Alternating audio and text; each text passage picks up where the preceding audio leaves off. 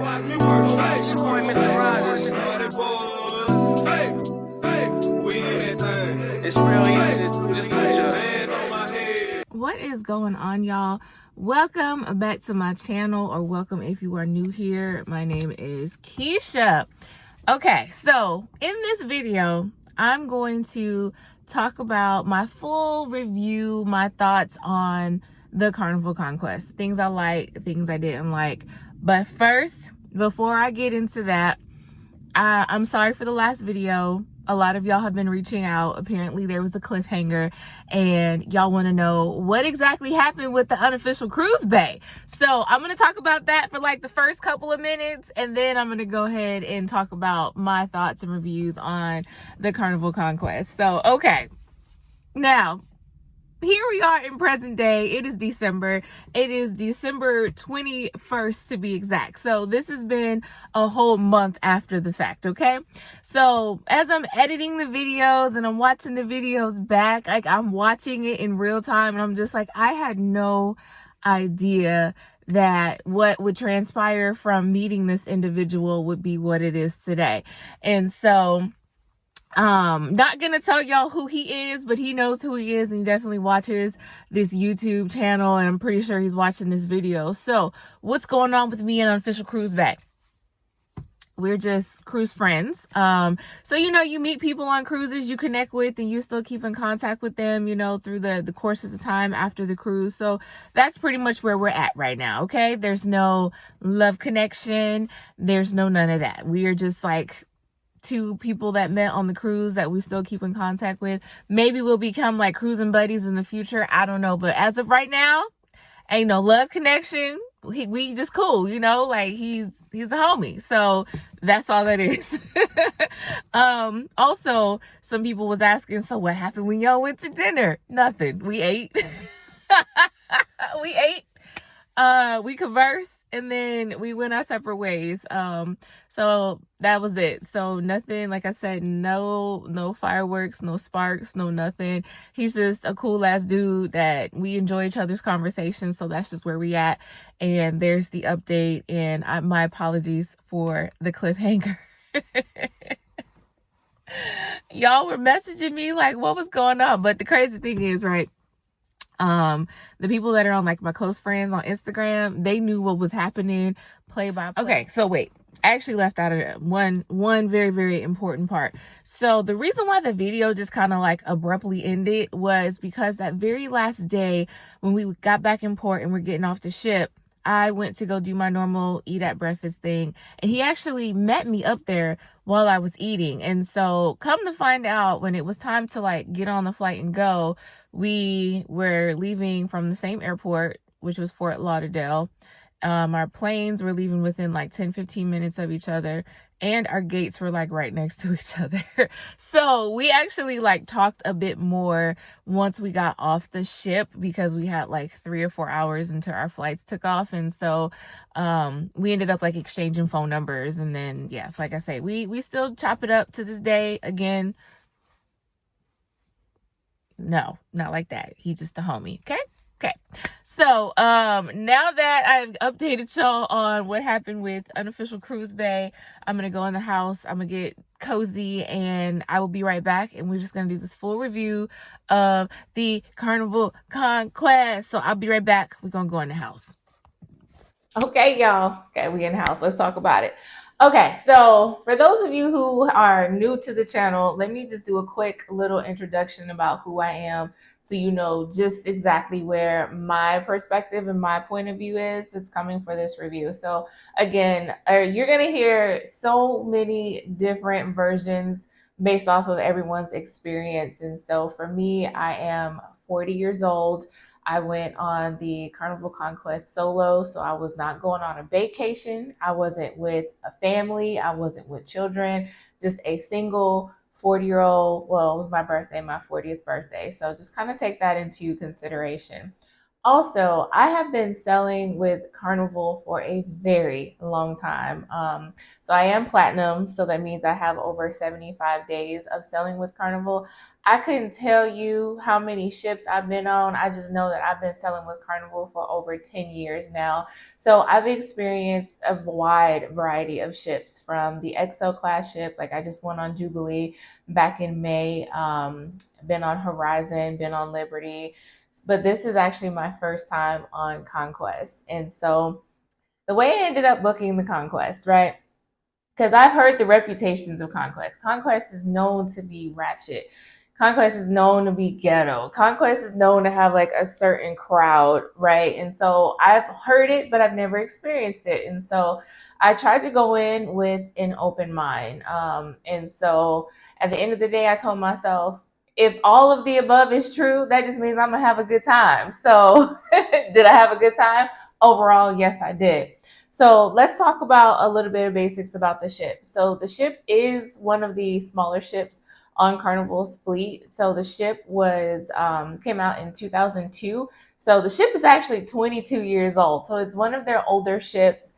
It's one of their smaller ships. So take that into consideration when you book this cruise. Of course, they do the upgrades and they fix whatever they need to fix and refurbish and whatever. But you can definitely tell that it's an older style ship. Like even the rooms, like there was like the one main outlet on the nightstand area, so like little things like that. But for the most part, I would say like my room overall was a pretty good condition considering like the age of the ship.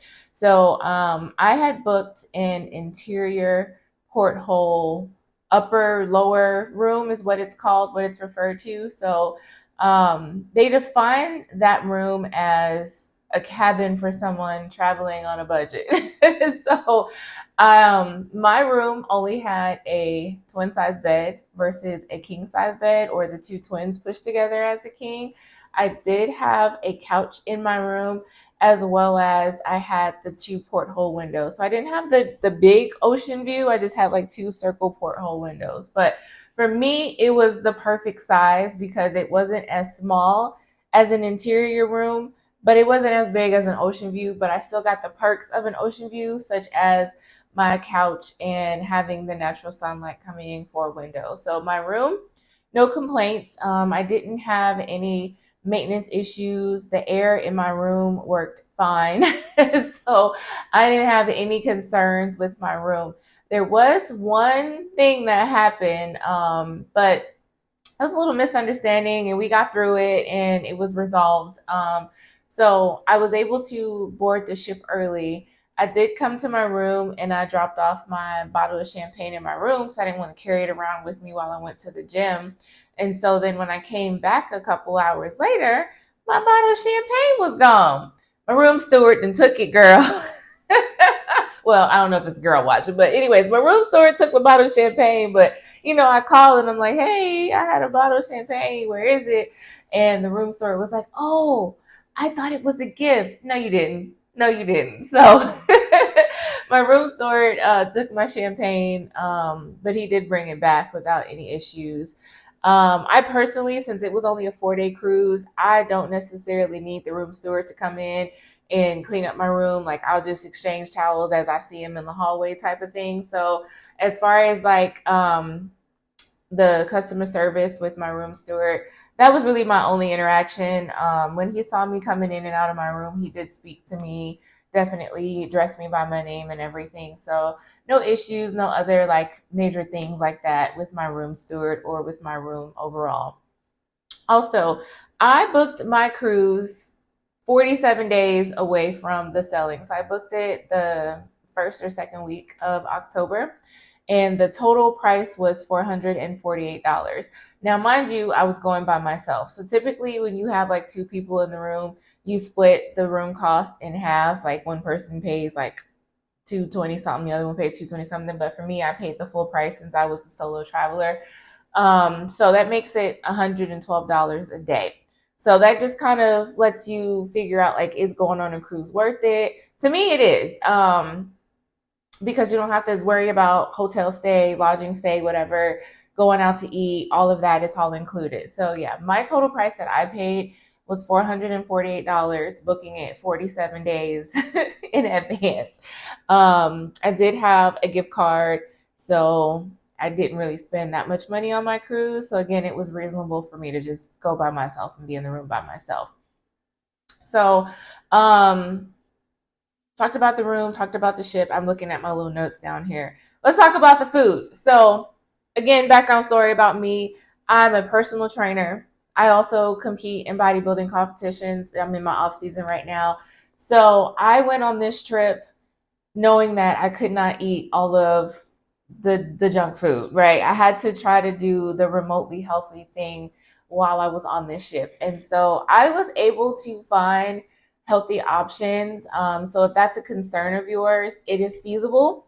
If you have any type of like dietary like restrictions, it is feasible for you to get those healthy meals. Okay. So I will say on the first day, that was only the most challenging day trying to find something healthy. So the first day, the only thing that was really open was the Lido deck, which is where they have the buffet style food. On the buffet line, the salad was pretty much like the healthiest thing that I was able to get. They did have like some tuna fish that I was able to get that was like remotely clean, but everything else was like, nah, I can't do this. So when you come on the ship the first day, obviously the Lido deck is open, the buffet. They have the burger line. They have the tacos that are also available as well. But I didn't want to eat fast food. I didn't eat any fast food while I was on the ship. And so that was a wash. The deli was open. I don't know if the deli was open when I first got on the ship, but the deli was an option for me to get like the deli lunch meat, like the turkey meat. So again, I just had to get creative, but I was able to make it work. As far as the dining goes, I did not do any specialty dining, but it looks like the specialty dining is pretty basic. Y'all might see the cat. There she goes. The specialty dining was pretty basic. Like on the larger ships, you'll have things like hibachi, chi-bang, so on and so forth. This one's just your steakhouse, the Italian restaurant, as well as like your sushi. And so did not eat any of the specialty dining, but it was available. Y'all, this cat, just ignore. It's going to dip this down here. So I did go to the dining room for dinner every night, and then the mornings afterwards, I did go to the dining hall to eat breakfast as well. And so for breakfast in the morning, you can again go to the buffet. The taco place is also open for like breakfast burritos, but I chose to go to the dining room to where I can have like my egg whites made for me and whatnot and get my oatmeal and stuff. So again, it's available. They do have regular food there too. So if you want like your French toast, you want like your French toast, or you want your pancakes, that is all available. Again, I was just trying to be as healthy as possible and try to stick with the things that I normally eat when I'm not on vacation. So there was that. Every night, no matter what they're serving for on the menu on the main dining room, they always had this cat, y'all. They always had like chicken breasts as well as the vegetables and potatoes. That was available every night. So for default, I could always get the chicken breast. But I think there was like 2 nights where I was like, I don't want this. So I actually ate like what they had. I think I had fish one night, and then the other night I had the seafood pasta. So food options were good. Pretty much like your basic Carnival food. A lot of people are like, Carnival's food is so subpar, but y'all got to keep in mind, they're not going to cook the food to please just one person, right? They have a multitude of people coming from all around the world. So they just got to be mindful and sensitive about how they prepare the meals. So if you're very sensitive to a certain seasoning, I'm going to put the cat down. She's really distracting me. If you are sensitive to certain things, like they keep that in mind. They do ask you when you go to dinner too, do you have any food allergies or food sensitivities? And so, yeah. If you like certain seasonings, just pack it, bring it with you. Because it's gonna be bland, lightly seasoned kind of thing, the basic, probably salt and pepper. So there's that.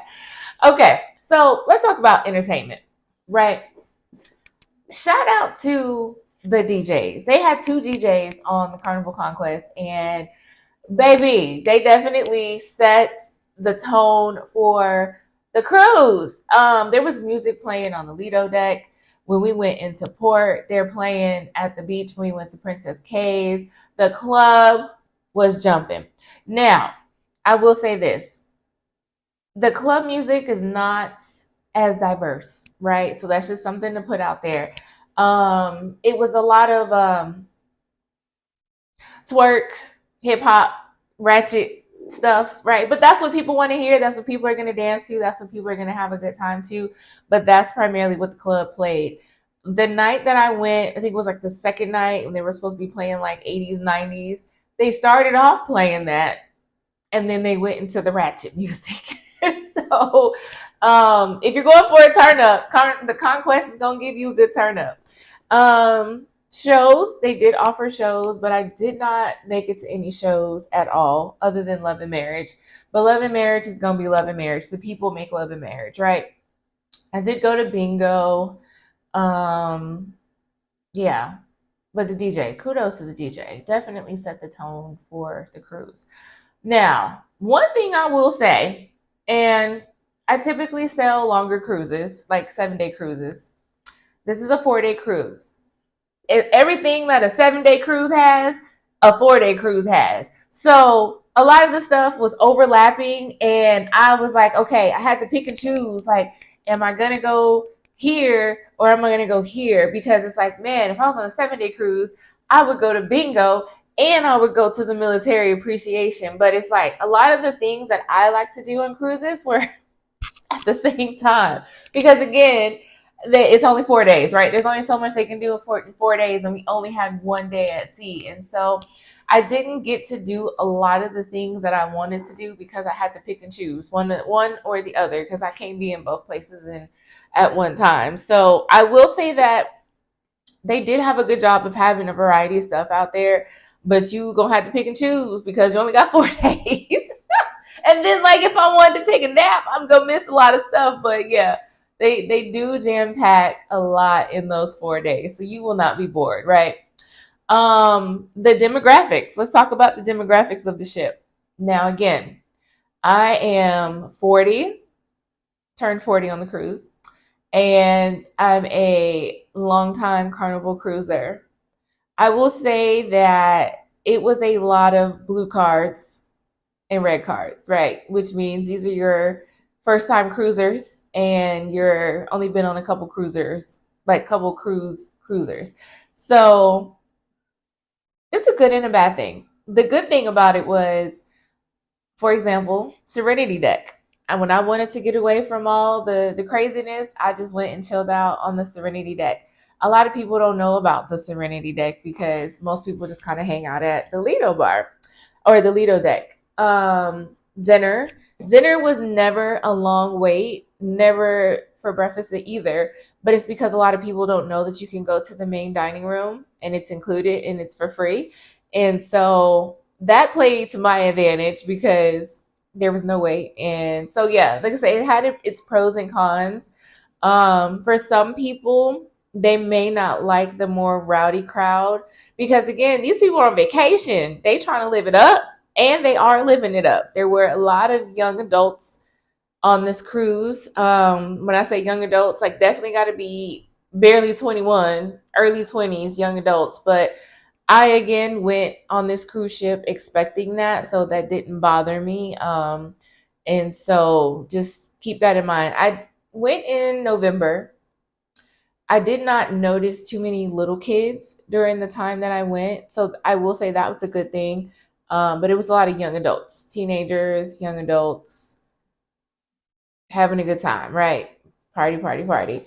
But yeah, overall, I had a good time. I would recommend the Carnival Conquest for a lot of reasons. The money, the price is good, price is right. I'm pretty sure the price would have been a lot cheaper had I didn't wait 47 days to book my trip, but I booked it on a whim.